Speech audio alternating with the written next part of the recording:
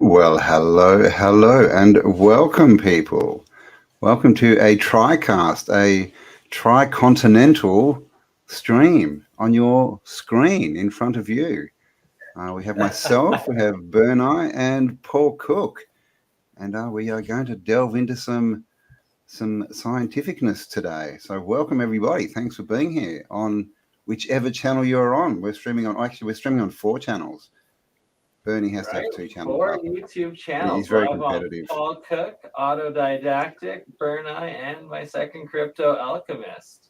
And exactly. 4 channels and 3 different continents all tuning in from once right here. Some people might call this pseudoscience or fringe science. Others call it wizardry, commonly known as alchemy. And that's what today's lessons are going to be all about, is making the alchemical processes, ALChem, which is really electric chemistry or electrolysis chemistry, and how to make the monoatomic powder out of metal elements, so gold and silver specifically, we're going to do today. And from the monoatomic, the rest of this water then absorbs molecules of the gold and silver, turning it into the colloidal waters. So this is how you get your colloidal silver water, your colloidal gold water, and all the medical benefits of that. I'm not making any claims myself. I advise looking into like NASA's patents as well as others' researches on colloidal silver, and we've all, I guess, heard of the legends. Yeah. We'll show the process, and you can Google what it does, because we can't mention many of those words. Exactly. So this is just a science YouTube. This is just a science video. It's all it is. Just showing people how to do science, because we have to trust science that people can do, and that is essential before ever consuming any aspects of this stuff. If for those that dare to, I don't recommend it, but if you do, first you're going to do scientific tests on plants and water your plants with the water before ever daring to consume it yourself, to make sure that it's been flushed properly, all the toxins are out, all the salts are out, and that you'll notice your plant getting healthy from the colloidal water. Then it's fair to use on your own. Yes, just be very careful with what you say, Betty. You're flying very close to the edge, mate. As sold for pets, right? Like in pet stores, they use it a lot and recommend it. Yes. And you too can become a consummate scientist. I guess. Right? While I get the other camera set up a little bit, do you guys want to discuss the legends and origins of like monoatomic gold, and through Egypt, India, all of those aspects of it, the legends of it, and I will get things set up in another camera angle. Cool. That's throwing us in there without any prior knowledge of the fact that we have to now talk about monoatomic gold in ancient societies, but let's do it. I'm up for it. How about you, Paul? What does Kitty think, first of all? Yeah, she's all right. She's up for it. She wants to try some of the monatomic gold, didn't you, girl? All right. There you go. Oh, she's not saying much. Okay, monoatomics. Well, I mean, what do we want to start? We've got ormus. We've got what did they call it? Like, is it prana? And the stuff that was falling from the sky when they were walking through the desert, what was that called? I believe so. Mana, I think, was mana in the desert, but then it's prana in Eastern societies. And then ormus and all this stuff, and talk about white powders and stuff, and it all seems to be monoatomics. And a monoatomic is when you have one oxygen molecule, so you basically strip an oxygen molecule off, and it makes it good. No, that's diatomic when you have the. Am I saying the wrong thing? So what's mono? You have one what? So mono is just a single atom of the metal. No oxygen. Okay, cool. So, well, oxygen as a gas is essentially monoatomic. All the gases are essentially monoatomic, but to get them in the Ormus state, they become ionized gases, which in reality is a plasma state of matter, and that's how it's activated in plasma for the gases. But for metals, all metals break down into this pure So they're pure. white Wow. material. And so this is a single atom of gold or a single atom of copper or silver or zinc, whatever metals you're using on your anode side to break down, that turns into it. And then when it's activated with energy or like whether it's heat, electrical, motion, any size, the same as ionized gas, it becomes a plasma state and you get this superconductivity out of it. And Ormus is a acronym for orbitally rearranged electron monoatomic atom, I believe, or something like that. Wow. Bit intense. Sorry, go. That's a mouthful, isn't it, Burn? Right, isn't it? Well, what, we'll just call it Ormus for now. Yeah, exactly. Ormus it is. So to make monoatomic silver, you need 2 silver coins. 99.99% pure is the way to go. Any pure silver coins, especially when from like your government mints, like this was Canadian Olympic silver coins I'm using in these, or pure gold bars if you're going to be making monoatomic gold or colloidal gold. You want to use, once again, a pure 100% pure gold or silver. This one's already broken down. So this was a 10-gram bar of gold, pure gold, and it was on the anode side, and that's what erodes down off the anode side of this electrolysis reaction and directly deposits and turns into the pure white fluffy Ormus or monoatomic matter at the bottom that is collected and harvested. And I first started reading into Sir Isaac Newton's alchemy writings and descriptions, and that's where I first saw him state that all metal matter or all metal elements can be broken down into their most basic, and he called it mercurial state, I believe. Essentially, that's molecular, and what we're now stating is monoatomic, so single atom. All the covalent bonds of this third solid state of matter is now broken down into a solid fourth plasma state of existence in this white powdered material. Okay. Oh. And that's because it's got no covalent bonds, is it? Exactly. So it's not anchored to yeah, that's interesting.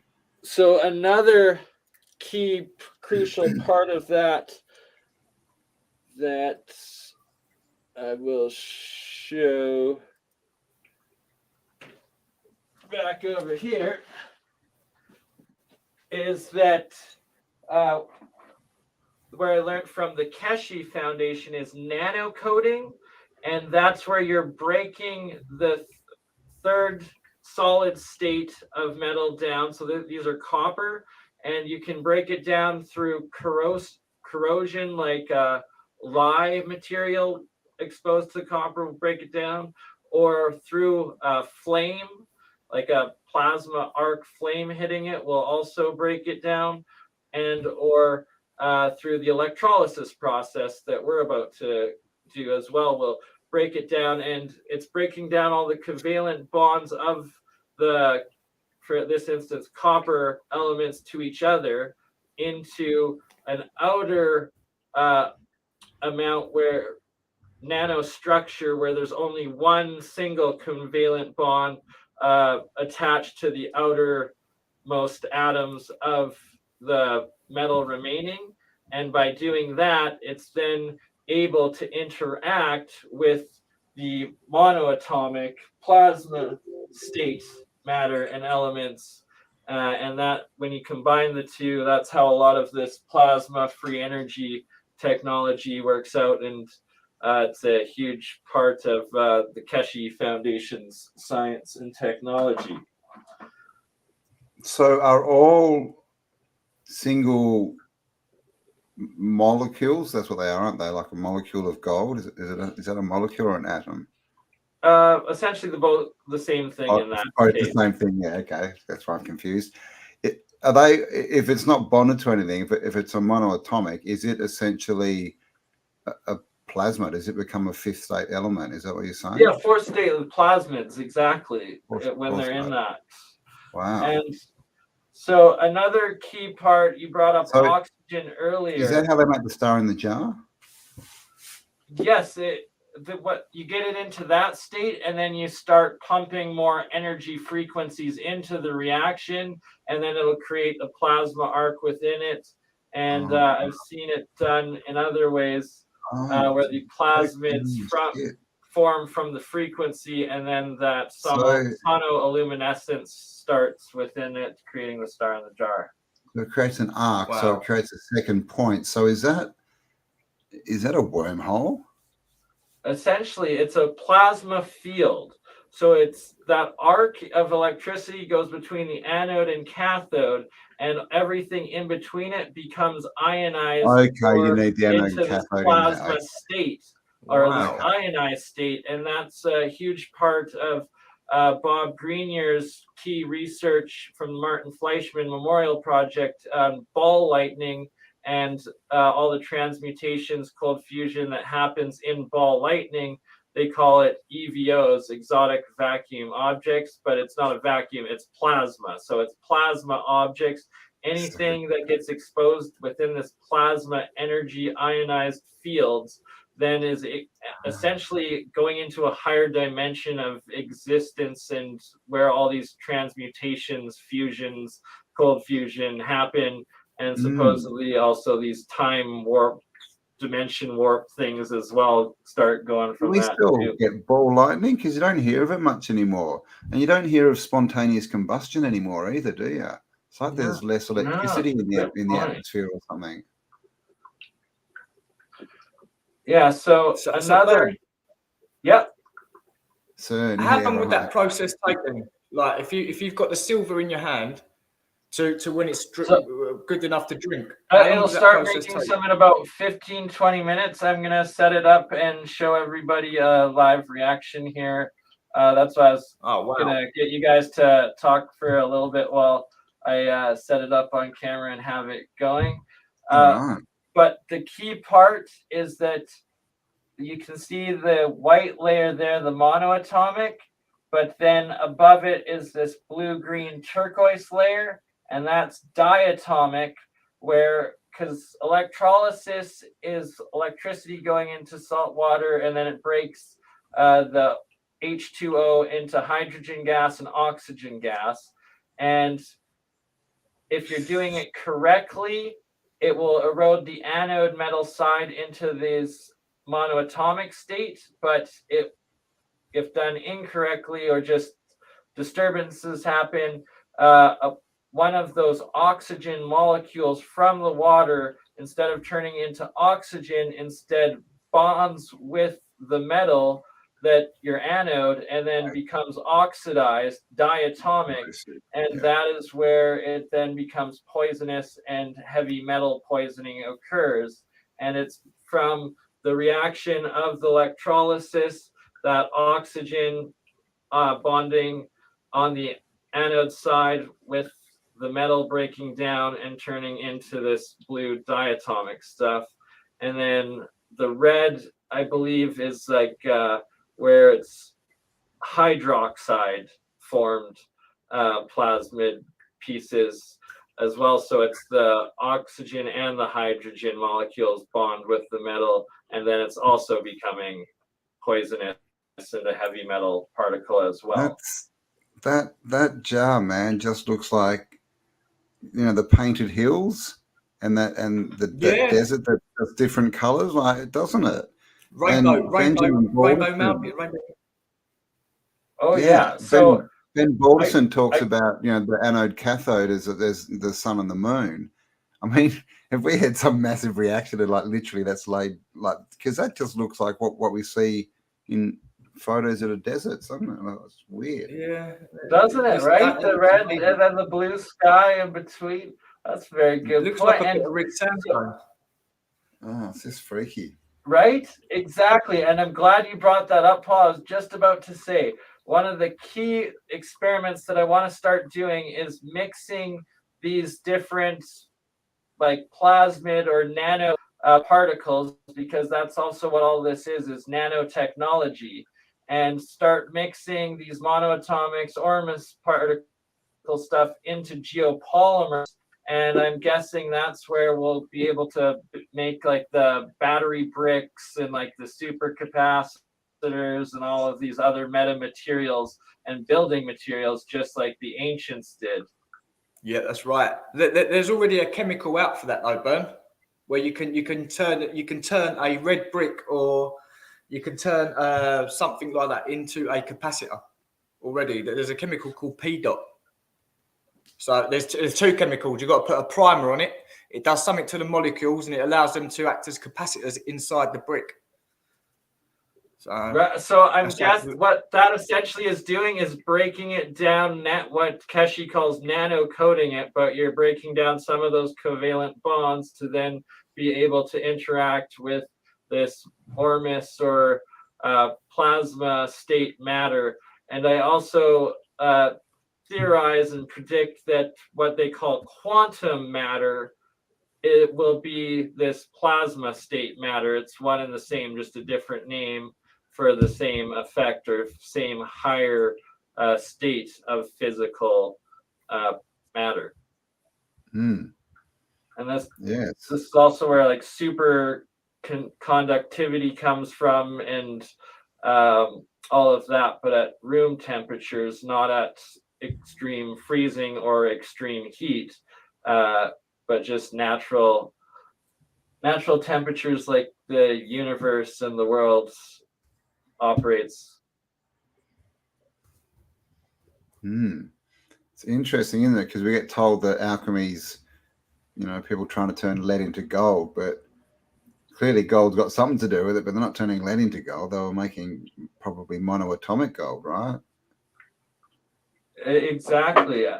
I theorize also that the Philosopher's Stone is a combination of monoatomic gold and silver together. And it's because a lot of the drawings labeled Philosopher's Stone, there's two snakes coming up and being over top of, like, a pond of water. And one snake head is the sun, which represents gold in alchemy, and the other snake's head is the moon, which represents silver in alchemy. And that those snakes represent electrical current going into the water, the electrolysis process. And that is how you then make the monoatomic gold silver Philosopher's Stone. Wow, very cool. Where did you learn all this, BurnEye? Over time. Oh yeah, over time, reading a lot. RexResearch.com is a very good resource for a lot of the ancient alchemists' works and like books, recordings, translations, and stuff. What is it? REX Research. You got it. Rex. Is that Rex? Do you want to open it up, maybe, Campbell, share screen while I set things up? And then it was about 3 or 4 years ago now, at least. Oh no, actually 5 or 6 years, that Sir Isaac Newton's original alchemy writings were released to the public for the first time and translated into English. And it was the, I believe, University of Michigan that put out his description his alchemy writing descriptions, translations, and where I first read them. And I had got into making these materials, the Ormus, what Keshi calls GANs, which is another acronym for these monoatomics, and that is gas, atom, nano, solid state. So that's a gas atom, aka a single atom, in a nano, like the micro-sized solid state. It's the exact same thing as Ormus or monoatomic. They just all have their different words for it. And when I noticed some of this, what people call sludge, but just what's deposited, what breaks down off of the anode side, the nanomaterials of these metals, and what Sir Isaac Newton's 7 stages of metal transmutations. It's colors, 7 colors: green, red, white, yellow, black, and pink, which is also crystal state.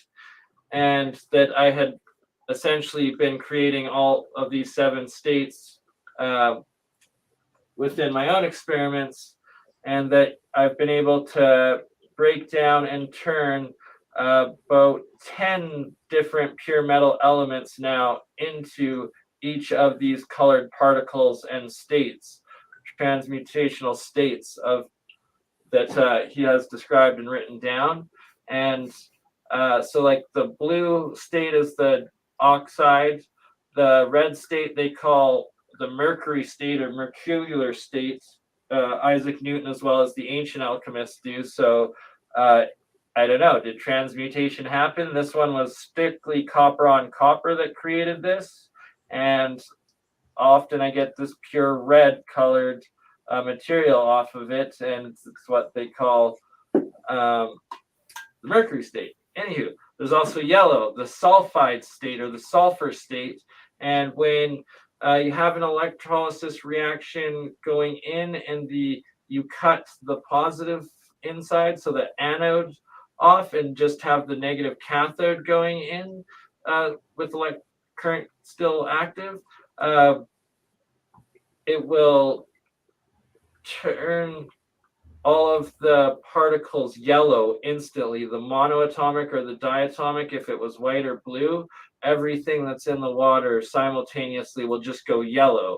And anything that touches the electrical negative side then turns into this yellow particle as well, which they call the sulfuric state.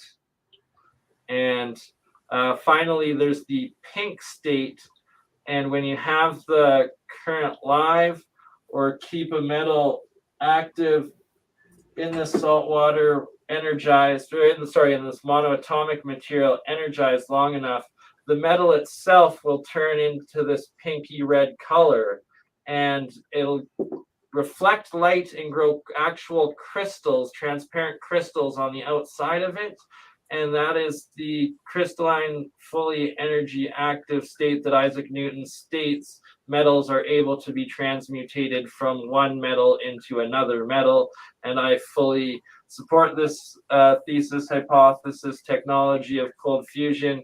And I eventually want to test it and test my theory on it, that if you put in the right resonant frequency of energy through that electrolysis current of the metal, say if you want gold out of lead, and you have lead in this crystal pink state, and you put in the acoustic resonant frequency of gold and blast it on at that and make it harmoniously vibrating, resonating at gold's frequency, that then it will turn that crystallized, for instance, with this one, I think tungsten as opposed to lead, I theorize would work better because it's one molecule off, or one atom off of gold's weight. Tungsten's the closest. So that if you have tungsten in this pink state, you put in gold's resonant frequency, that the atomic hydrogen that is also being formed from the electrolysis reaction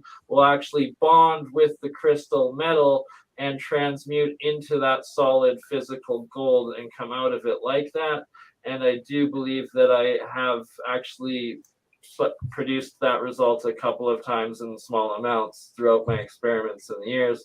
It didn't last too long because it was more a fluke that created it, and I wasn't actually putting any frequencies in. Is that when it's in plasma state? Is that when you've got a monoatomic in plasma that you can do that? Yeah, exactly. So you have the metal submerged in the monoatomics and the diatomic material, and it will act. Then it will turn into this pink crystallized state. I can actually give you an example of that. Have you tried playing frequencies for the duration of a experiment? I have not yet. That's what I'm going to be working on in the next couple of months with both the Hutchinsons as well as Matthew Rife. And I just need to get a signal generator and a variac to be able to start doing that. And give me one moment. I will demonstrate some metal in this pink crystalline state.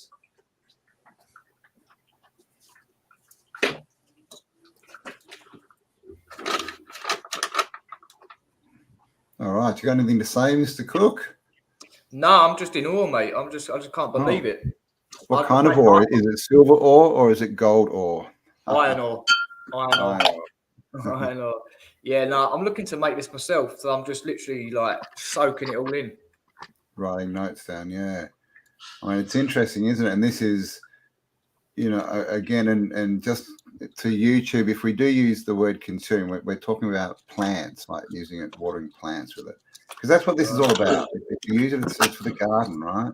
Okay, but it's interesting that it's such a hidden technology, right? Like it's like the lies about alchemy, and we've all heard of alchemy, but we've all got, you know, like I said before, right, led into gold, and we think it's about magicians and all this weirdness. And when I first heard it was electrolysis, I was just like, what? And then I was like, oh, okay, that kind of makes sense.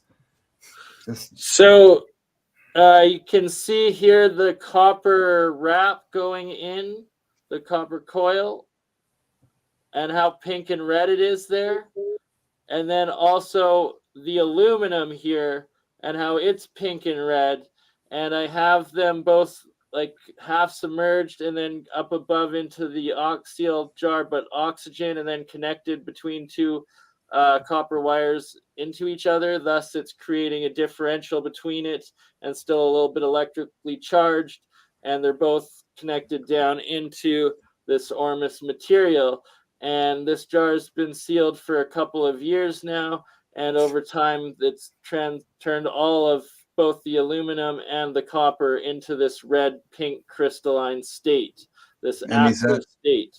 Is that solid, or like is that like a rock, or will it sort of break apart if you shake it? Oh no, that's it's like a crystal, isn't it? And there's also a silver, a 1 ounce silver coin, connected in as well at the water line. And all three of the metals are in this red pink crystalline state now. And is that still getting a charge to it, or? Well, it's in a completely sealed jar, but yes, there's a very small charge that I've created through the wiring, this essential circuit that I've created through this, as well as the triple solenoid copper coil connected through. Also creates a little bit of electrical differential through the water and system as well. Cool. So it's a self-running experiment. For those wanting steampunk, isn't it? It's so cool.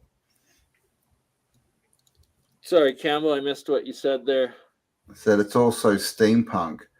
Just seeing it all really the coils and stuff. It's just, you know, you can imagine like a lab, but you know, not a laboratory like we think of it, but like this kind of stuff and experiments and free tech and free energy devices and right. And all stuff you can make is the Baghdad batteries, and they're essentially exactly this. Yeah, right. And I keep forgetting the name of the type of jar that's a battery. Leyden jar. Leyden jars, exactly. So like there just seems to be so much more to it, and that not that long ago this technology was widely used and developed and since been erased and hidden. Well, yeah, Paul showed a few books like showing stuff like this in people's houses and stuff that they're selling, you know. Like literally exactly. And it wasn't that long ago, you know, like we you know, the more you look into it, the further, you know, the closer history gets, right? Like this stuff was around in the 20s and 30s. It seems like World War II. That's when it was gone. That's World what War wiped II. it all out, essentially. Yeah, the last real reset. So for those wanting to experiment with electrolysis alchemy themselves, all it takes is a simple, like, old phone charger, USB charger, that you cut the male end off of, which will give you 4 wires, and you obviously want the 2 power wires. The red positive is your anode, and that is the metal that will decay down into the ormus, the monoatomic material, and the negative black wire, which will power the cathode side of the reaction in it.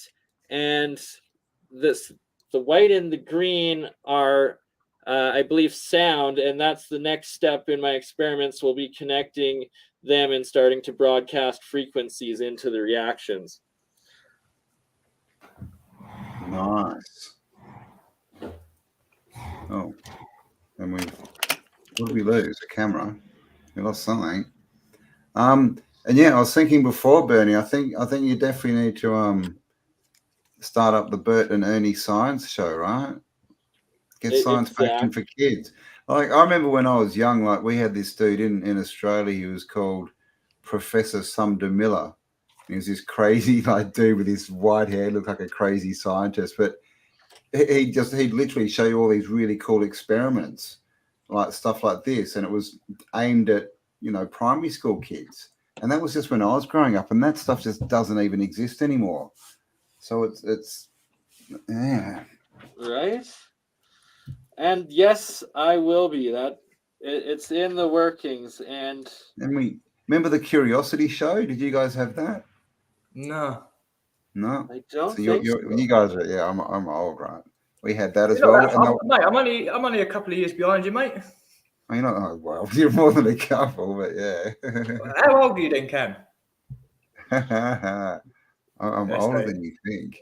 Yeah. So here you can see the silver, pure silver metal just broken through on this. This was used as a cathode side in the reaction before, and then what would be called the tarnished surface is actually the nano coating that forms from the electrolysis process on the cathode side and also on the anode side, where the anode side erodes more, and then the cathode side nano coats. That's wise, boy, London, pure silver ounces. And the main issue when doing it is that you see here it's turned blue, it's oxidized a bit, and that's the remaining copper wire that was connected into the reaction that erodes away. So you can run it for about 12 hours where it will just be producing the monoatomic with the silver before it'll eat away at your copper and then start doing the diatomic. Cool. And a big shout out and thank you to everyone who's been donating to Paul's channel. And all of our channels. Thank you very much. I didn't want to jump in and butt in and disturb you, Burn. So I was doing like hand symbols like. Yeah, I've seen a few pop up. So yeah, just to everyone, I think they're all on Paul's. But if you'd like to donate on Bernie's or mine, then just get off Paul's chat and come and give us. Actually, everyone, bring up another browser and go to each of the channels and give it a like. All right, and then you can close it.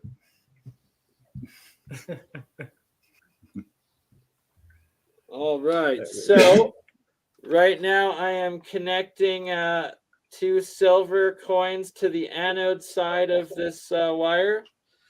A simple vice grip. Okay, Dike.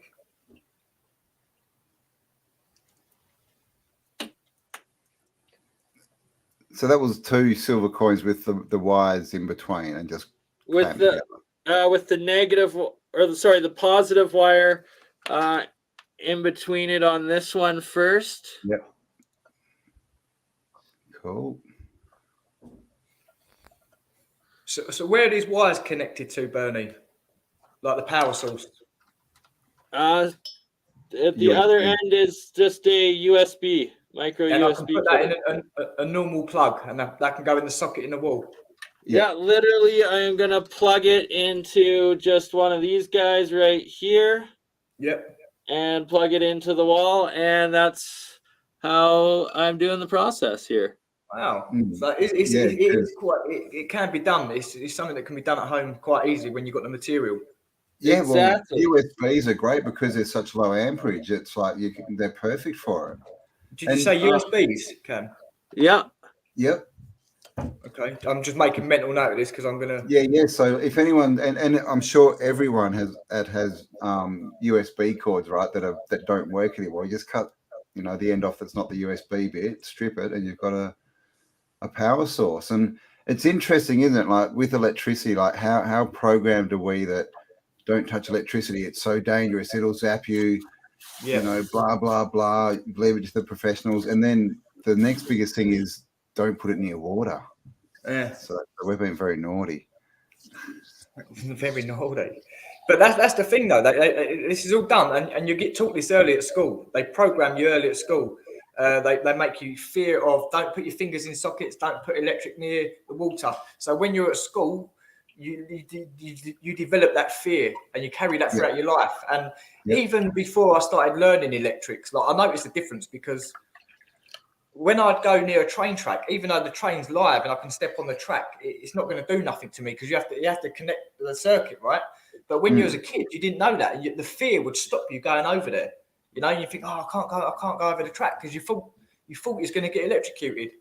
But the point of that story is you just put fear into you. They put fear into you so you don't do things. So we don't explore it. Yep. That's. I remember when I was like 11 or 12 or something when I was young. I was watching a documentary and it was about this guy and he made custom cars. Like he was an engineer and people would say, I want a car for this. And he'd literally build them a one-off car. And I was watching it and I just had this epiphany that, oh shit, you can actually build your own car. Cause we just think the only way to get a car is you got to go to a car shop or you got to, go buy a car that's already been made by a big company. Right. But we can actually make our own stuff. And I'm sure this is what was happening back in the day with this whole steampunk movement, because every image we get of steampunk, nothing's manufactured off a conveyor belt. It's all different, all unique. Thank you, Daniel R. Yeah, big up, Daniel. Thank you very much, my brother. Brother from another mother. Brother from another mother. Or sister from another mister. Thank you, Eric Niner. Eric Niner. Eric Niner. Nina Niner. Nina Niner. No. Yes, sounds like a police car. Nina Niner. Nina.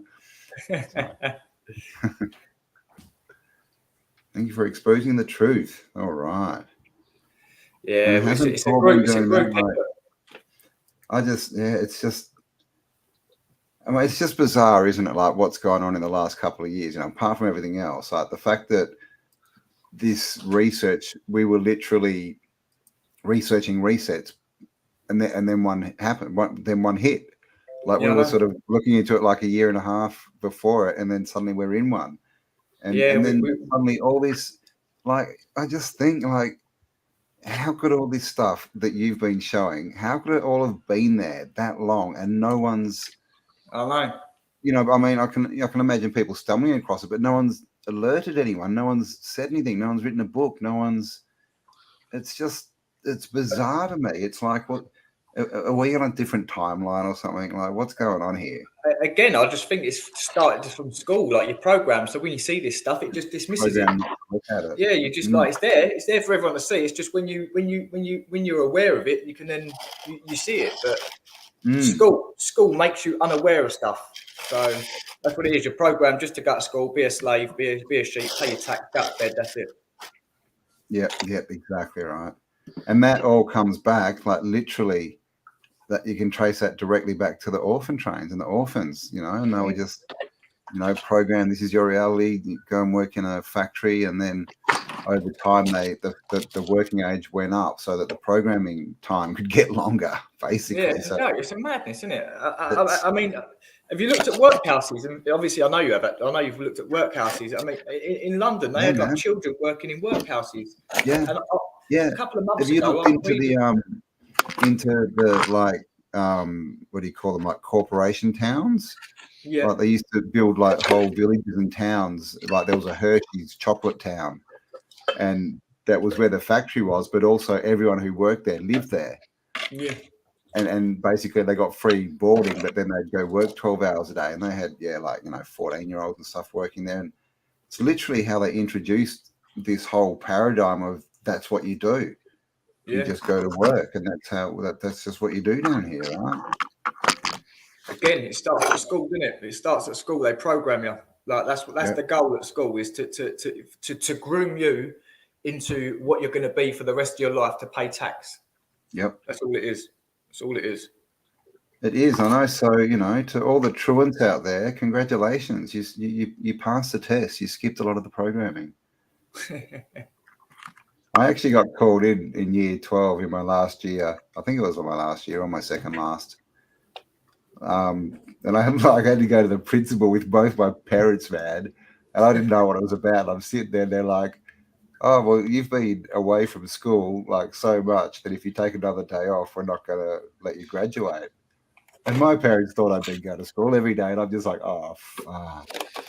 Here we go. Another year. Yeah, no. From then I just went to school and I graduated. So I didn't take another day off. Yeah, I didn't even go to school in year 10, which is the second from last year.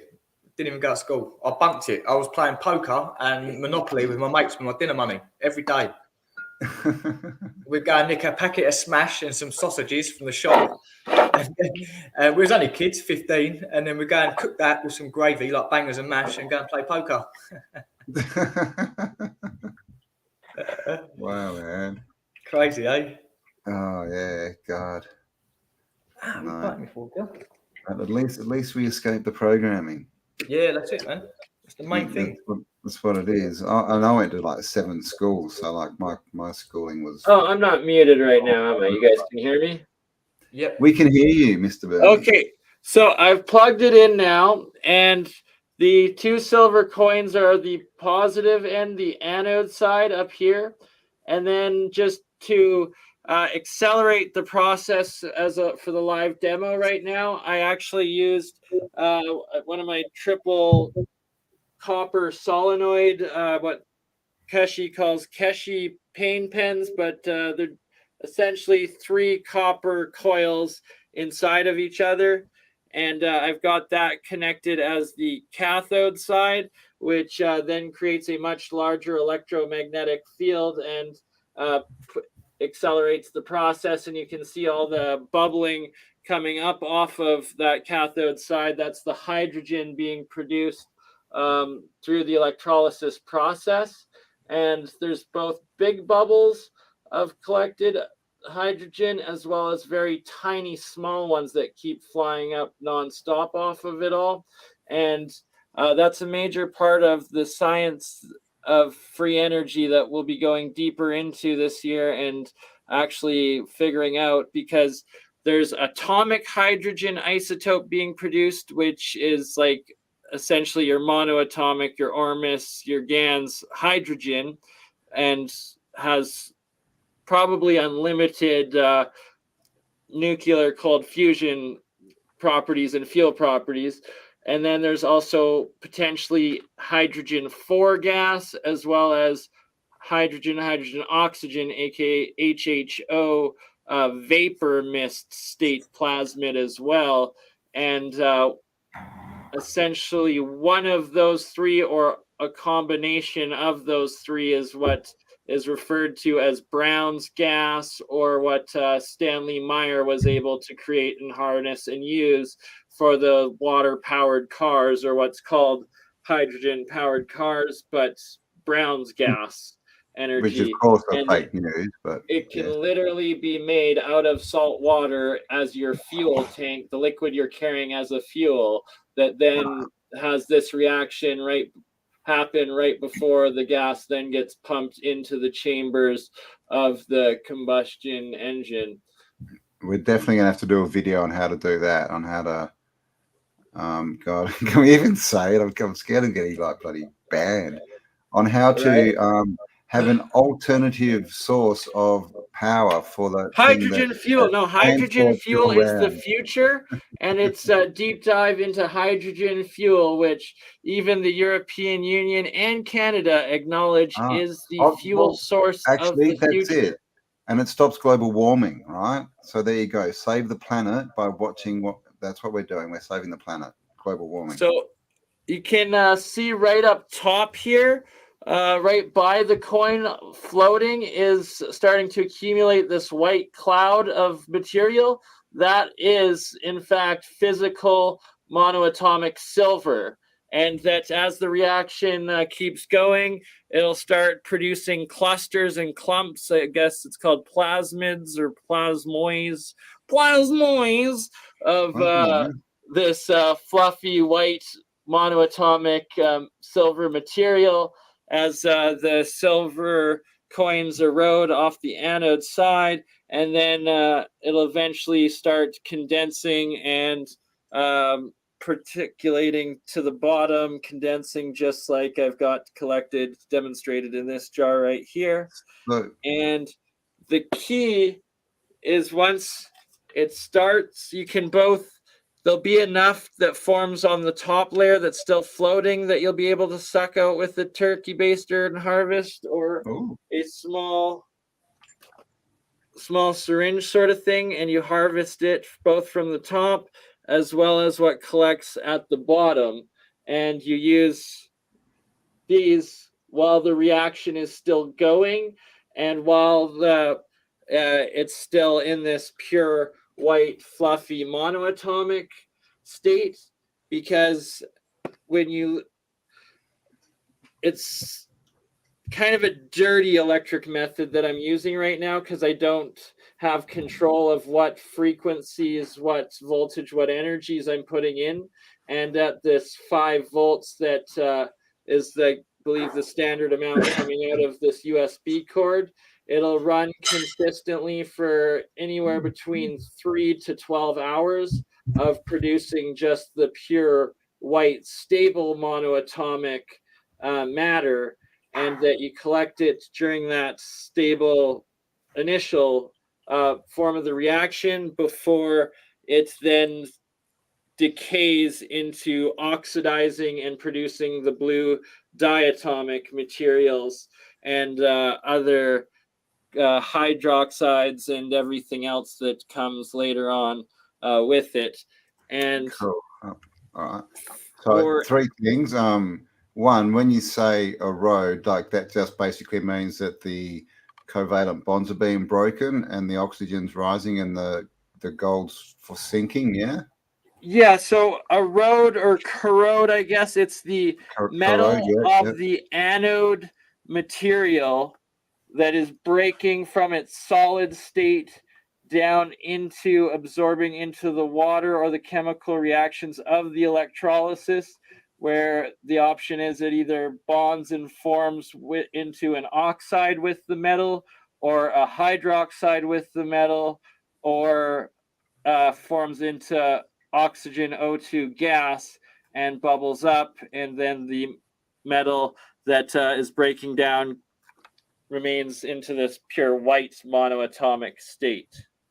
Cool. And also, could you get a voltage meter thing that you could plug the USB into, so that you could get a positive voltage and you'd know what you're putting into the Yeah, I'm gonna be going like deep into that technical side of it and controlling it all and working with that and advancing it in the coming next month or two here. I'll be doing specifically upgrading the equipment and tests on that. I'm demonstrating here as well. So this was the pure monoatomic gold. It was white when I made it, and that is directly what corroded or eroded off of this 10-gram gold anode bar. And it was this fluffy white material when I harvested it. But I also left the full water from that reaction in it instead of flushing it out. So this is a crucial step that I forgot to say. So when you first harvest the monoatomic with like a turkey baster, syringe, or whatever, you then empty it into a glass or jar of half full fresh water and start rinsing the salt and the other materials out of the rest of the water that the monoatomics are in. And this is key because there's still pure metal. So for instance, pure gold that's dissolved into the water from that reaction. And then so the water becomes saturated with the gold metal itself, and it's not monoatomic gold. Essentially, it's bonded solid gold with the water molecules. And then as the reaction settles, the gold, saturated gold in the water, will then crystallize and precipitate out of the water into the solid material around. So usually there'll be a thin layer of foil gold on the inside of the jar, as well as the gold crystal, nano crystal particles bonded with the white monoatomic material. And I believe it's become some sort of diatomic or plasmid particle of a single monoatomic gold, as well as a crystal nano particle of gold bonded together. Yes. So it's basically it's almost like it's electroplating, like leaving a layer on the bottom. Exactly. That is electroplating. That's 100% the electroplating. And, so you're converting the gold basically from the anode to the bottom there, but in a lot of the experiments, like the material that you get seems to be more than the material you started with.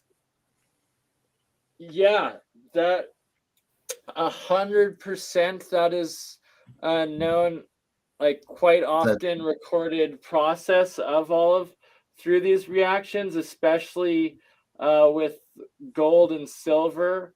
They get it, and the mass, the volume is often exponentially more, like just the amount of powder that comes out of just a small little chunk of dense metal is like exponentially more. But that, like you said, sometimes it doesn't even fully,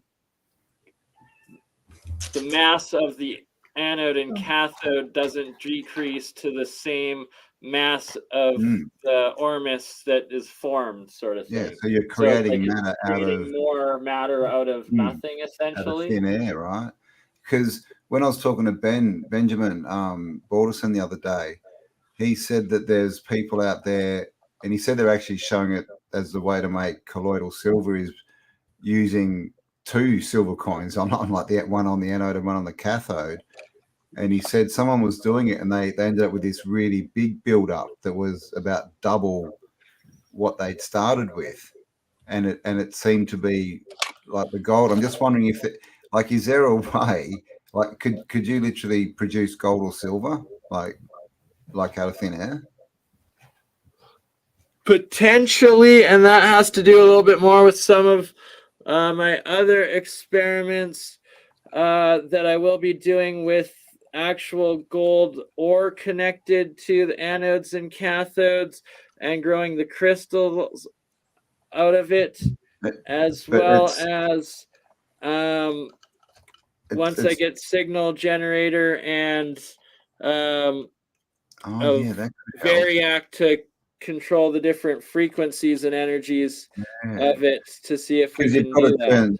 Because you've got to turn it from a monoatomic back to like a covalent bonded physical gold, don't you? Really, for it to be worth anything and usable. So, but I'm wondering, like the frequency is, if there's a frequency for gold. Yeah, the resonant frequency, you got it. And a couple of fellow alchemists I work with, both Jeremiah Pop as well as Michael Esoteric Gold, they do the chemical process of this alchemy and being able to break down the metals and have made the monoatomic gold through chemical reactions instead of where mine's the electrical reaction. They do it the old school chemical wash process of it, and they've actually successfully also converted the monoatomic gold back into physical solid metal solid gold. Wow. And I'm going to be doing some experiments with that and trying to replicate the process myself. Wow. I mean, just a random thought. I wonder if all these domes that we see that are covered in like gold and stuff, I wonder if that's just, you know, a result of a reaction that they're doing, and they've actually been, you know, 100%, Campbell. That's a good point, right? Not places of worship, but workshops, and that they came to. There's a lot of the stories of, I believe, the time. I think is it in the Jewish like Old Testament or Talmud or something, but where Moses, Akhenaten there, when they left Egypt and went in with the Ark of the Covenant, built their Holy of Holy spots, that there was the Machta or the manna, and could have been a process of it, as well as actually before that, all of dynastic Egypt, where their temples, there's lots of records and stories of the white powder that came from there, and that the white powder was this manna energy source of the gods or of creation. They're literally eating it because, and then that's represented by the Christian little white cakes, and other religions have like bread and stuff that's white that they sort of. So I wonder if it used to be originally cooked into some kind of dough and bread. Bake it into the food, but did they put that into the holy water? Was the holy water the colloidal water that forms from these monoatomics? Yep, exactly right. I mean, because this is the thing. Like, I wonder if is that what the origin of bread is, and because like wheat's, it's not that good for us. And when you look into the history of the plant of wheat, it seems to be a genetically modified plant that was introduced in the 1600s sometime. Right? Like, it's very weird. It truly is. And the more I was so skeptical of all of this stuff and like the ancient legends that when I first got into all of this and studying all of this, but the more I read of actual alchemists, like science books and like experiments, processes and everything, the more I'm convinced. They constantly spoke in a knowledge of fact that there was this palpable, aka edible gold that was in white powder, and it was the palpable gold of the ancients before them and their high technology, and that some of them, they would always talk about how they weren't allowed to talk about the process of making it, but then some of them like would anonymously publish different ways of making palpable gold and this white powder. And then there was many published warnings on processes not to do that seemed like it created this white powdered metal, but in fact it was like a poisonous type of the white metal. And when I read it now, it's like explaining that it's like the calcified state of the metal. So it's a different chemical compound. It's not a monoatomic, it's a diatomic particle, most likely a calcium compound, as opposed to just a pure metal element.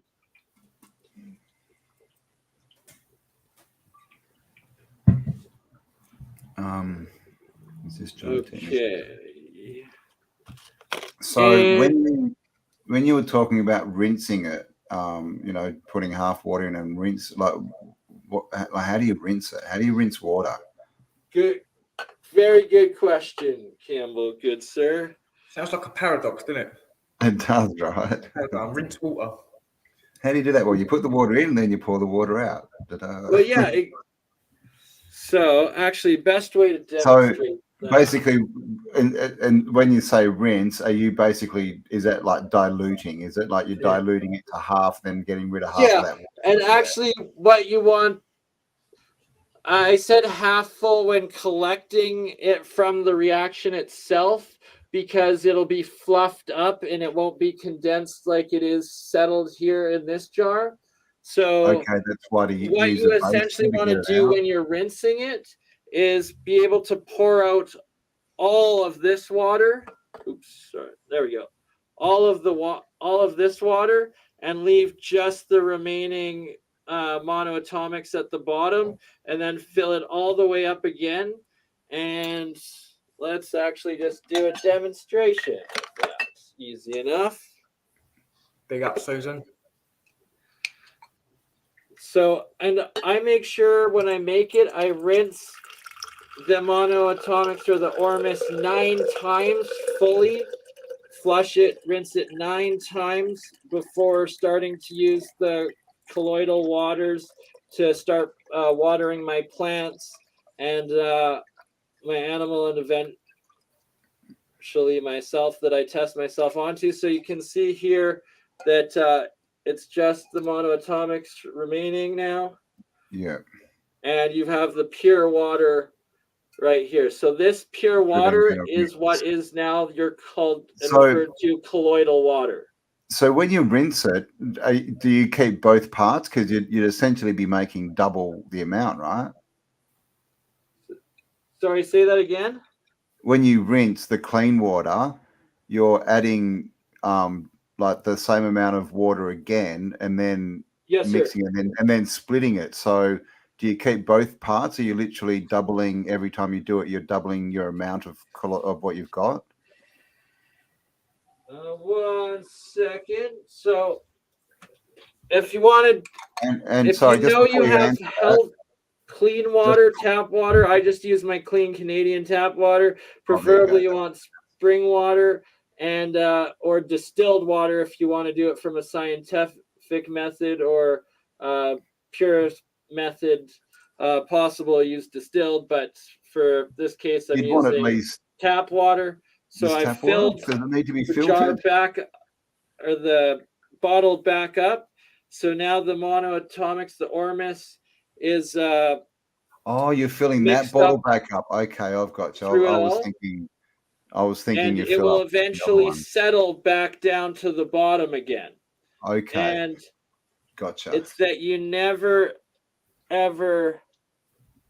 Here we are. So what you've got in the glass there is now after it's been tested and tried, so it's now usable for your plants, basically. Exactly. And you can see that it's starting to settle from the top, and I'll leave it focused on this for the next few minutes as it settles and recedes back down. It's quite fascinating, this fluffy stuff and how it acts.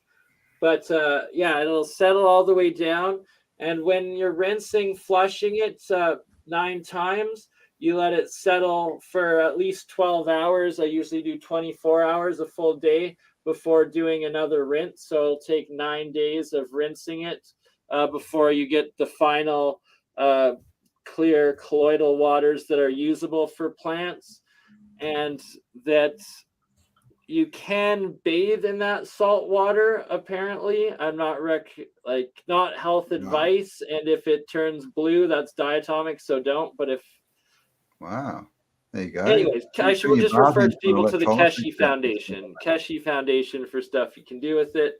But if you try to water your plants off the first several rinses of it, you're going to kill your plants from just the salt content remaining in the water. So you can only use it from dump all of the first 6-7 rinses out, and after the 9th you can start using them after the 9th for watering plants. And then how many times can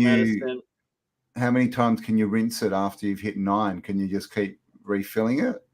Exactly, absolutely. So every single day I drink a full amount of this water of it and refill it, so that it recharges, remakes this colloidal silver. So in this mixture right here, I have monoatomic gold, monoatomic silver, monoatomic copper, and monoatomic zinc. Those 4 metals in equal parts. I made each of them zinc on zinc reaction, copper on copper reaction, silver on silver reaction, gold on gold reaction. They're going to turn to Iron Man. Mixed all 4 of them into this amount, and that it remakes this colloidal water, usable colloidal water, every single day, essentially absorbing a small amount of those plasma state metals out of this into the waters. And wow. So obviously you've researched in there for metals that we need in our body. That's why you're making that mix. Exactly. It's from the Keshe Foundation's recommendations, and over a decade of tests of them drinking these waters and doing it, that I've come up with my own and started doing it. Is that KesheFoundation.com? So here, I'll put it in the live chat. KESHE, Keshe Foundation.org. Okay. But they also have KFSSI.org as well. Keshe Foundation Spaceship Institute.org is their second site. And what's hilarious, I'm not actually part of their inner work groups, but from what they've disclosed to the public, their spaceship space pods are actually these field machines that you go into, and then it projects your consciousness around the universe or something. Wow. Is that old world tech? Is that what those weird photos are when you see faces in the psychic machines? Did you finally name your cat, Paul, and now it's called Girl and instead of Cat? Now what was it called? It was called Cat, wasn't it? I didn't have a name for her, but because I just kept calling her Girl, like, come on, Girl, hello, Girl. Girl. She responds to Girl now, so it's just Girl. So I think Girl. She's over there, look.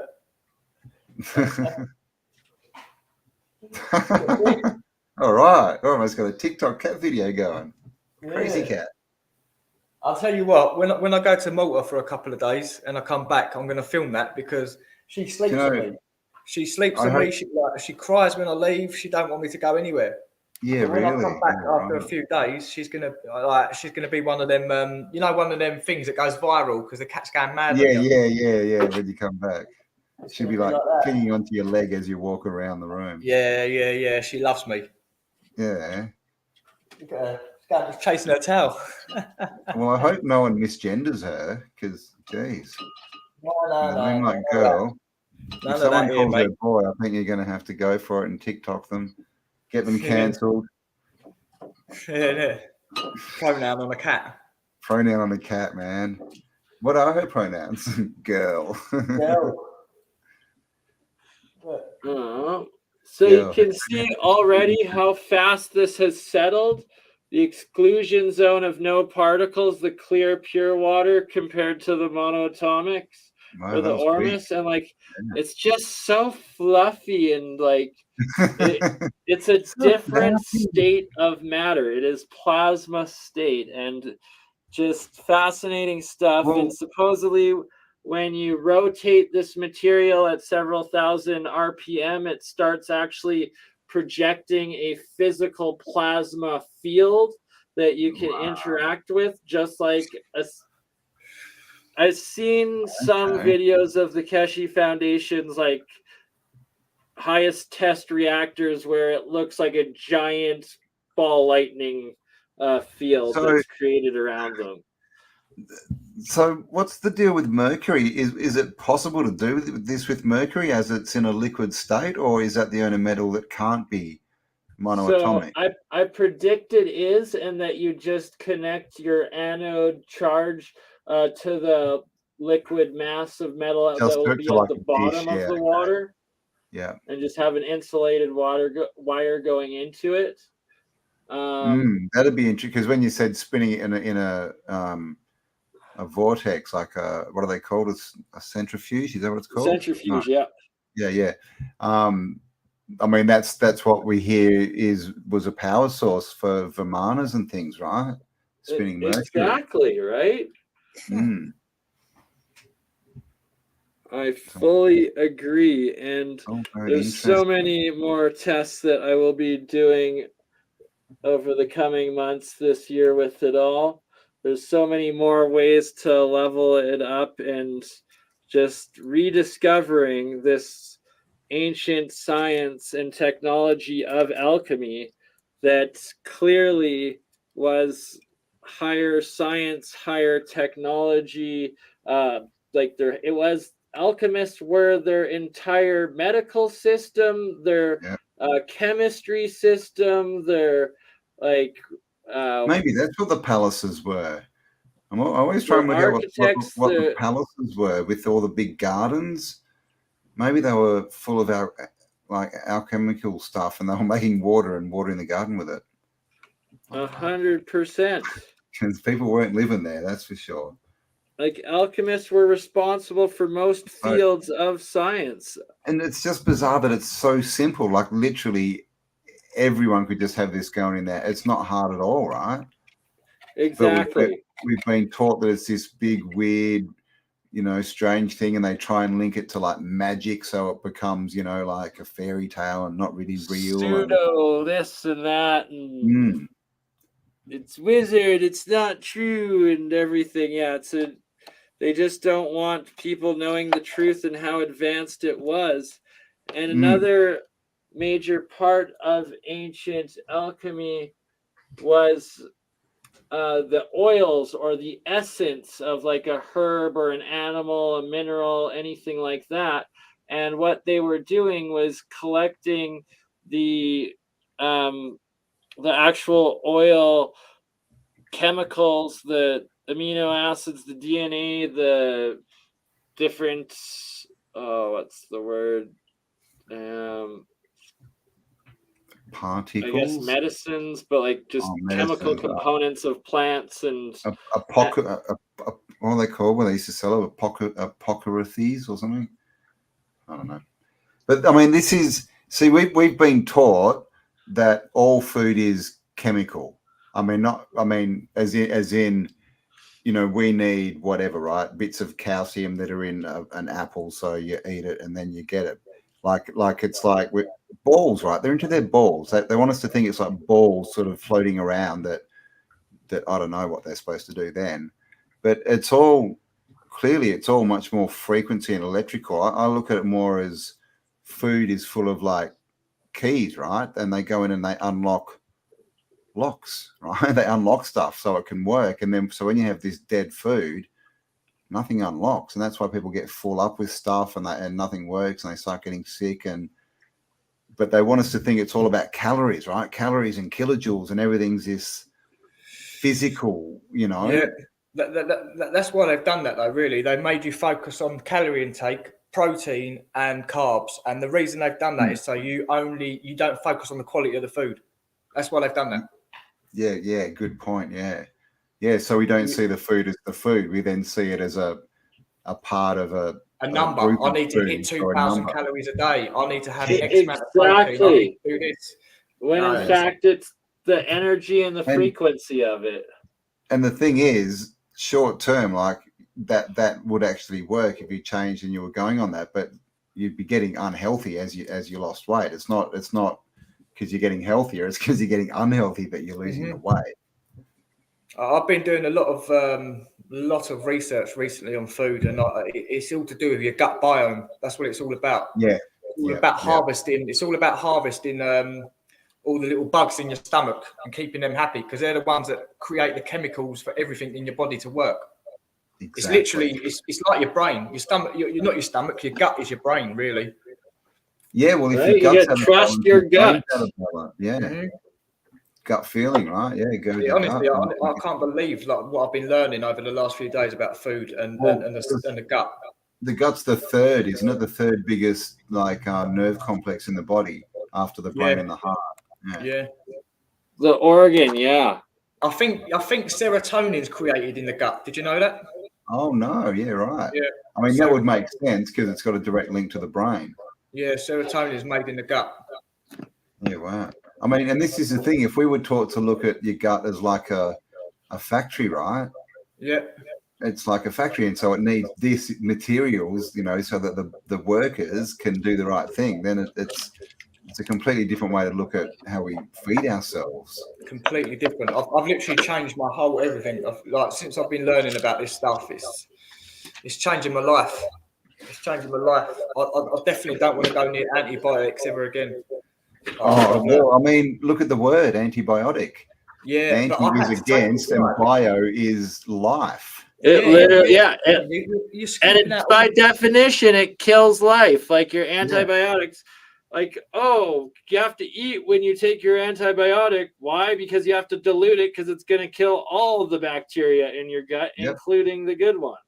Exactly. Yeah, and then they just say, but that's all right. Just have this pill, and it'll regrow your bacteria and all this. All that, like, what is it? Acidophilus and bifidus. Aren't they got bacteria or something that we need in our guts? That's what they want us to think. Yeah. Bacillus. Yeah, there's a few of them. Ooh. Yeah. So I've just been going towards all gut food recently, man. I didn't used to really have, but you actually meant to have fermented food because it's for the gut. I was just about to say fermented's a big one, isn't it? Like sauerkraut and kimchi and stuff like that. Yeah, it's something I need to get into. Yeah, we got pushed away from fermented food, right? Well, what I've been previously, like I was told to stay away from fermented food, but it turns out like it's really good for the gut. And you've also got natokinesis as well, which is really good. I don't know if you've heard of that. What's that? It's called let me just make sure I'm saying it right. So yeah, guys, get into some fermented foods, and apparently you are. Look, so it's this. It's called natto. Where's the camera? Oh yeah. Basically, it's this here apparently can get rid of blood clots in hours, absolute hours. So when I was reading up on it, it said you've got like one of the biggest veins in your leg. If that's clotted, that can get unclogged in 2 hours with one of these tablets. What? And if you have a heart attack, this is better than anything they can do in the hospital. Apparently, it breaks down all the stuff in your veins. What? What's it called? It's called NAT. Put it up again. NATT. Yeah, look. NAT. Yeah, I think it's Japanese fermented soybean. Oh, okay. So it's a fermented product. Okay, that's Yeah. Nice. So yeah, if you've got any problems with like your arteries or anything like that, this is meant to like clear it out. And does it do that by rebuilding the stuff in your gut, or by actually like? Is it like? I think it breaks down the stuff inside. I think it goes into your blood and breaks it down. Yeah, I don't know the science behind it. I just know that I've read up on it and done some sessions or like looking into it, and these are the ones. Yeah, I'll have to look into into that, because I know fermented foods are good for you, but I'm not sure what the process is. It's clearly when you ferment things, they create other elements, right? They give off gases and stuff. They, that's what they do. So clearly something's being produced in that process that's good for us. Mm-hmm. I'm wondering Definitely. what it is. There we go, guys. Fermented. Don't get demented. Eat fermented. Get fermented. Unless you had too much of that fermented sauce, and then your farts might be a bit demented.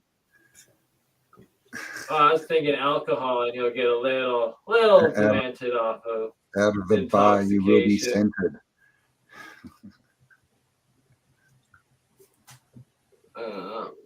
Sorry, so right now I just hooked up the second jar there where it's a zinc on zinc reaction. And in this one, it's a bit pink because I added a couple drops of my blood into it. And the key aspect, I'm halfway to homunculus, all right? Halfway. Please don't try and create your own species at home, people. Yes. If it wasn't for the last requirement of homunculus, I'm not a sicko, so not going all the way there. Unless I'm donated $1 million on only cams, then you'll be able to watch me spunk off into a jar. Dude, no, not again. Dude, you said that last time. Just kidding. This is a children's show. Nobody knows what I was talking about. What did you say, punk? You were going to what? Grow a mohawk? Okay. I think that's what you said. The key part to observe is the jar on the left, the monoatomic silver, the white condensed stuff that's forming around the coins there on the anode side. That mass is below the water line, and it's in the water where that white powdered material is forming, and then you can see some bubbles above it, above the water line on it at the very top. Yeah, on the surface, sort of, Yeah. I guess I'll try to give a better little picture. So it's like right here, but it's in the water, it's below, and that is the monoatomic silver, where in this one you see all the white forming, but it's above the water, it's bubbling.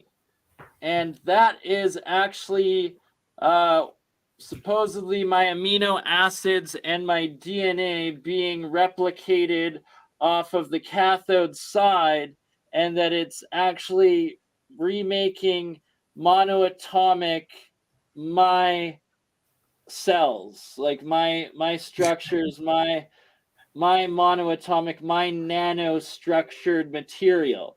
And that is the same these structures, then these amino acids have the same resonant frequency as my biological cells within my body, and that when you combine the two monoatomics with each other and then amplify the fields, you're going to get an exponential increase of field energy going in, and that is supposedly how you harmonize your cells and heal them, like the Rife technology, the monoatomic gold demigod technology, and the Keshe Foundation's plasma energy. And I learned of this first from the Keshe Foundation, that it makes this off the anode or cathode side when you put some of your DNA in. And I'll upload and do an experiment recording that I've done it a few times before, just never put it on the internet, where I'll have the reaction going where it's just in the water, and I'll put one drop of blood down in, and you'll see the blood hit the water. And the moment the blood hits the water, it doesn't matter where in the surface area it touches, on the cathode side, simultaneously, it starts producing a white flake, this white powdered material, along with the hydrogen bubbles going up. So now you see it's a little bit whiter. You see more of this atomic hydrogen. It's because it's also got a parallel amino acid structure with it on it going up, and that's what's creating the foam and replicating my own biological signature in it.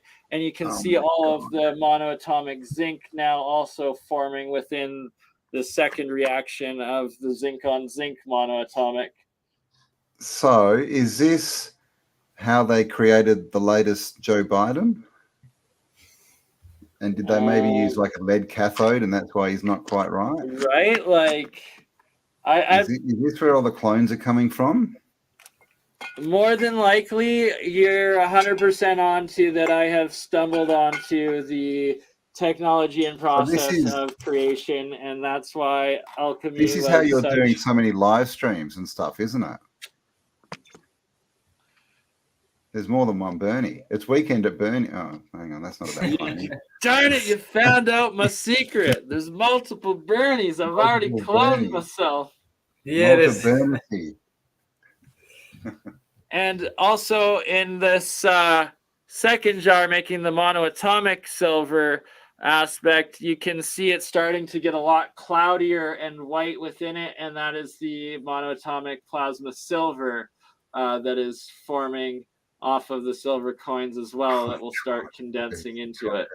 And look at how much of this foam has now freaking me out, been generated in just like 5 minutes time since I plugged that one in. That's ridiculous. And what is that? Is that like a powder or is that like a foam? Yeah, it dries out to a powder. It both. So you harvest it off the top, you skim it, you get it with the spoon, and it's both an oil as well as a bit of a powder, both form. So you too can rub Bernie on your face. Well, that's the thing is if you're going to, from a theoretical health position, you would only want to make and use this material for the same person whose DNA, RNA, amino for the acids same are plant, in it, and it could potentially be harmful if you're amplifying that same resonant frequency to somebody else. Because right? You want the back to the whole frequency, doesn't it? Because it's literally we're watching it as a physical, experiment or whatever, but it's actually not. It's actually frequencies and stuff, energy.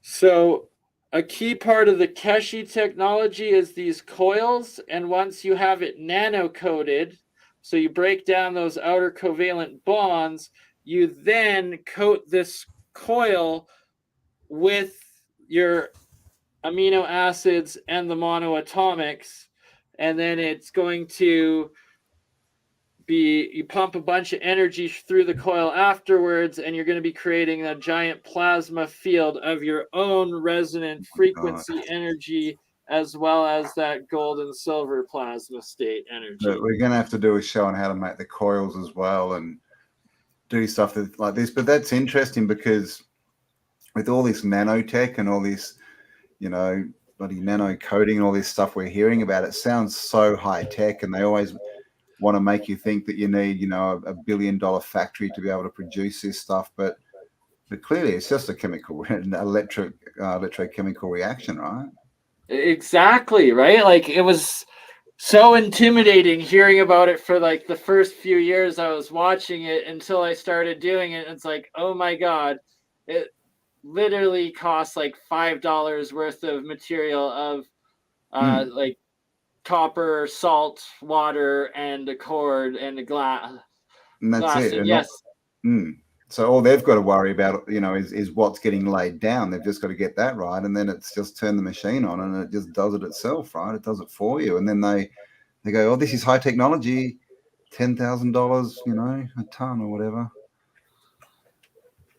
Right. So a couple key aspects are that if your material ever turns blue, it's now poisonous, and you especially don't want to even touch it because it's still nanomaterials, nanoparticles, and it will absorb through your skin and you will very quickly develop heavy metal poisoning. Heavy metal poisoning. You always want to wear gloves when touching this electrolysis stuff and harvesting it.